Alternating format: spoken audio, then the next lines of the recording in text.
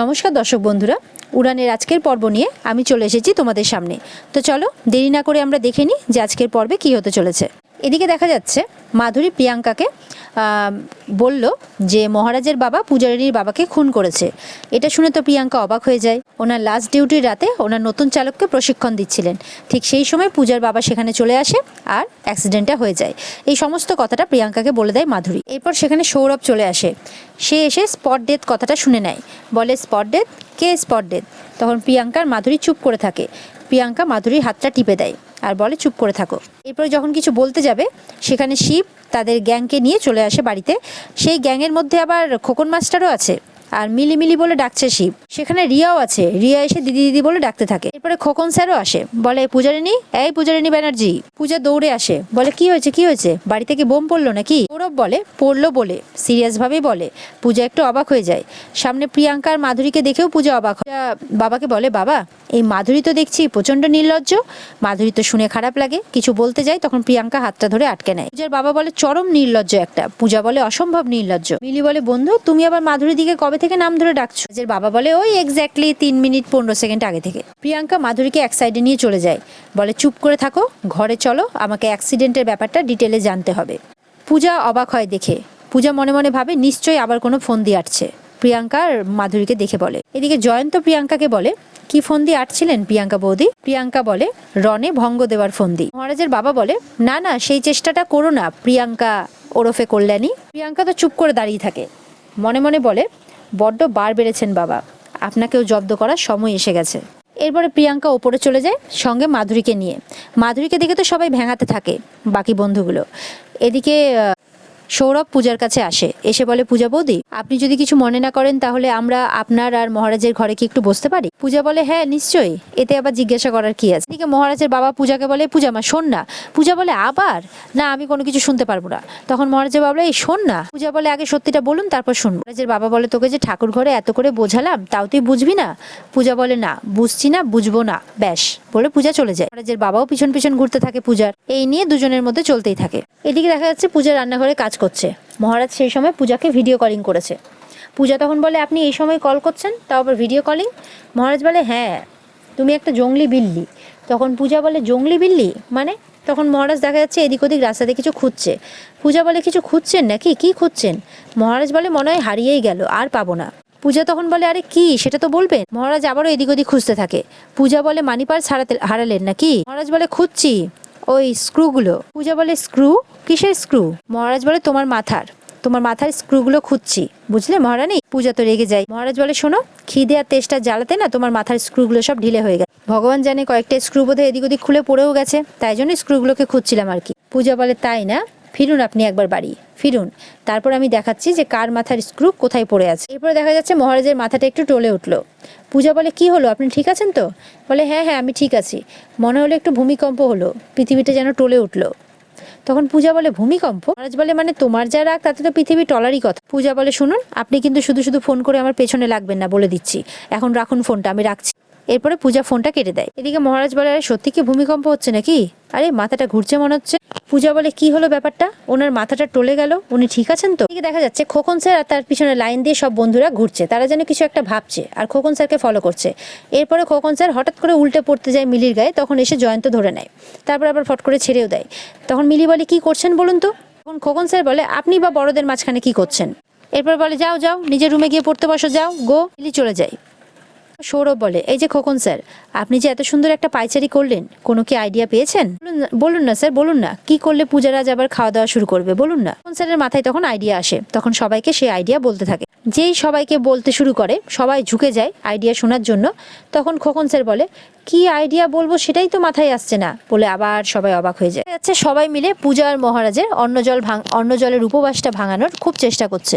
আর ওদিকে মাধুরী আবার ঘরের বাইরে উকি মারছে। মিলি বলে কি পেয়েছে, এটা আইডিয়া না পটি যে পেয়ে যাবে? খোকন বলে এই শুনুন সবসময় পটি পটি করবেন না তো, এই পটি পটি করলে না আমারও পটি পেয়ে যায়। সবাই তো তখন মুখ চোখ কেমন করতে থাকে। এরপরে রিয়ার মাথায় আইডিয়া আসে, সে সবাইকে বলতে থাকে তার আইডিয়ার কথাটা, আর মাধুরীও কান পেতে সেটা শুনতে থাকে। মনে মনে বলে বাবা কি এত ফোন দিয়ে আসছে এরা, আমাকেও শুনতে হবে, আমি এবারের স্পাই বলে কথা। এরপরে মাধুরী কান পাতে, আর যেই খোকন স্যার চিৎকার করে ওঠে, খোকন স্যারের চিৎকারে সবাই চতুর্দিকে ছিটিয়ে পড়ে যায়। খোকন স্যার বলে এই তুমি তো খুব ব্রিলিয়ান্ট আছো, কি নাম তোমার? রিয়া বলে রিয়া। এই তোমাকে স্কুলে শেখায়নি যে ফুল নাম বলতে হয়? তখন বলে my name is Riya Banerjee sir বলে স্যালুট করে। এরপরে যেই দারুণ আইডিয়া বলে খোকন স্যার যাবে, তখন অমনি মাধুরী সামনে চলে আসে, আর খোকন স্যার মাধুরীর দুটো হাতে ধরে দুজনেই উল্টে পড়ে যায় খোকন স্যারের উপরে মাধুরী। সেটা দেখে তো সবাই মজা নিতে থাকে। আর ওদিকে প্রিয়াঙ্কা চলে আসে, বলে ছি ছি ছি ছি ছি মাধুরী। তখন মাধুরী উঠে যায়, সবাই তো হাসতে থাকে। খোকন স্যার তো চুলের খুব স্টাইল মারছে, লজ্জায় একদম লাল হয়ে গেছে খোকন স্যার। প্রিয়াঙ্কা বলে কি চলছে এখানে, হ্যাঁ এত পুলক কিসের? শিব বলছে প্রিয়াঙ্কা বৌদি আসলে আমরা না আনন্দ করতে একটু ভালোবাসি আর কি তাই। প্রিয়াঙ্কা বলে হ্যাঁ হ্যাঁ উচিত উচিত, সবার আনন্দ করা উচিত। এরপরে প্রিয়াঙ্কা আবার মনে মনে ভাবতে থাকে যে মাধুরী তুমি আমার হাতে যে অস্ত্র তুলে দিয়েছো সেটা পূজারাজের সম্পর্ককে ভাঙার একটা দারুণ অস্ত্র, আর যথেষ্ট। শিব আর জয়ন্তরা সবাই তো প্রিয়াঙ্কা বৌদিকে দেখতে থাকে, এর আবার কি হলো হঠাৎ করে, আবার কি ভাবছে মনে মনে। এরপরে প্রিয়াঙ্কা মহারাজের অ্যাওয়ার্ডটা একটা হাতে তুলে মনে মনে আবার ভাবতে থাকে, দিয়ে অ্যাওয়ার্ডটা ঠিকমতো জায়গাতেও রাখে না, ছুঁড়ে দেয় উল্টো দিকে। জয়ন্ত সেটাকে ক্যাচ ধরে, দিয়ে চলে যায় ঘর থেকে। মিলি তখন বলে এই যে কি চাই ভগবানই জানে। রিয়া বলে উনি যাই চান সেটা কিন্তু পূজারাজের জন্য ঠিক নয়। জয়ন্ত বলে আমরা থাকতে পূজারাজের কেউ কোনোদিনও কোনো ক্ষতি করতে পারবে না। এই বলে সবাই মিলে হাত মেলায়, সঙ্গে সৌরভও আছে। এদিকে দেখা যাচ্ছে মহারাজ হাতে করে কিছু কিনে নিয়ে আসছে, আর সমানে মাথা ঘুরছে মহারাজের, ঠিকমতো হাঁটতেও পারছে না, এক জায়গায় দাঁড়িয়ে পড়েছে। বলে যে খুব জলতেষ্টা পেয়েছে, এই বলে তার সমানে মাথা ঘুরছে। ওই মাথা ঘোরা অবস্থাতেই সে খুব কষ্ট করে রাস্তা দিয়ে হাঁটছে। এরপরে মহারাজ আবারও হাঁটতে গেলে আর পারে না, বসে পড়ে এক জায়গায়, চারিদিকটা ঘুরছে আর চোখে ঝাপসা। এরপরে একজন ছেলে দৌড়ে আসে, বলে আপনার শরীর খারাপ করছে? মহারাজ বলে হ্যাঁ। বলে জল খাবেন? দাঁড়ান এই নিন জল নিন। যখন জল দেয় আবার পূজার প্রতিজ্ঞার কথা মনে পড়ে যায় মহারাজের, বলতে থাকেন যে জলটা খান, দেখুন বেটার ফিল করবেন, কিন্তু মহারাজ খায় না। এরপরে মহারাজ আবারও কষ্ট করে হাঁটতে থাকে। এরপরে মহারাজের আর কোনো জ্ঞান থাকে না, সে সোজা উল্টে মাথা ঘুরে পড়ে যায় রাস্তাতে। একটু পরে চোখ খুলতেই দেখে সে হসপিটালে। ডাক্তার বলে কি বেটার ফিল করছেন? মহারাজ বলে হ্যাঁ। পূজা চলে আসে সেই ডাক্তারের চেম্বারে, বলে কি হয়েছে ওনার? মহারাজ বলে না কিছু হয়নি। পূজা বলে কিছু না হলেই ভালো, কিন্তু দেখে তো মনে হচ্ছে অনেক কিছুই হয়েছে। এরপরে সব টিম মেম্বাররাও মানে সব টিমের ছেলেপেলেরাও চলে আসে একসাথে। ডাক্তার বলে বাবা একজন পেশেন্টের এতজন কেয়ার গিভার? মহারাজ বলে স্যার ওরা আমাকে সবাই খুব ভালোবাসে। ডাক্তার বলে হ্যাঁ সেটাই তো দেখছি। পূজা বলে হ্যাঁ কিন্তু উনি নিজেকে একদমই ভালোবাসেন না। সৌরভ জিজ্ঞাসা করে যে ডাক্তারবাবু ওর কি হয়েছে?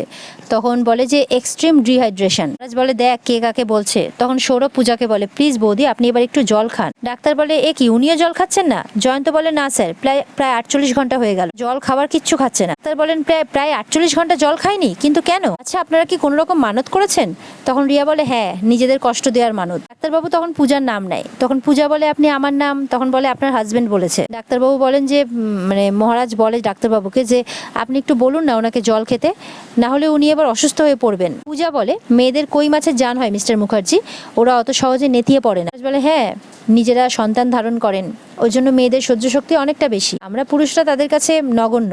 পূজা তাকিয়ে থাকে মহারাজের দিকে, তুমি দোকান সামলাচ্ছ, বাড়ি সামলাচ্ছ, তোমার অসীম ক্ষমতা, অসীম ধৈর্য শক্তি। হচ্ছে ডাক্তারও খুব মন দিয়ে তাদের কথা শুনছে। মহারাজ বলে পূজা তুমি কি আমার মুখ চেয়েও শপথ ভাঙতে পারো? সবাই রিকোয়েস্ট করতে থাকে পূজা, সবাই মিলে বোঝাতে থাকে পূজাকে। তখন একজন ডক্টরের টেবিল থেকে জল নিয়ে আসে, জল নিয়ে এসে মহারাজকে বলে তুই নিজে জল খা আর বৌদিকেও খাইয়ে দে। তখন ডক্টর বলে না ওনাকে এখন জল খাওয়াবেন না, একটু আগে ওনাকে অনেকটা স্যালাইন দেওয়া হয়েছে। তখন এটা শুনে তো সবাই অবাক হয়ে যায়, পূজার তো চোখে জল। বলে তোমায় স্যালাইন দিতে হয়েছে? বেরোলো তাহলে তুমি? মানে পূজা তুমি বলে ডাকলো অনেকদিন পর, সেই জন্যই মহারাজ বলছে। যে আবারও বলে না বেরোবে না, তুমি কিছুতেই বেরোবে না। স্যার বলে listen Pujarini, you are taking things too far. আমি তোমার টিচার, আমি তোমাকে হুকুম করছি তুমি জল খাও। মাথা গরমের কথা ভেবে তুমি এবার নিজের শপথটাকে ভাঙো। তুমি নিশ্চয়ই চাও না যে তোমার জন্য মিস্টার মাথা গরম কষ্ট পাক। অনেক বোঝানোর পর পূজা তখন বলে আমায় একটু জল দেবেন প্লিজ। সবাই এটা শুনে খুব খুশি হয়ে যায়। এবার ডক্টর বলে কি যেন নাম বললে বোন? রিয়াকে বলে পূজারাজ। রিয়া বলে হ্যাঁ স্যার পূজারাজ। ডাক্তারও হাসে, বলে ভালো থেকো পূজারাজ দুজনেই। এরপর পূজা জল খেয়ে নিজের শপথ ভাঙে, মহারাজও।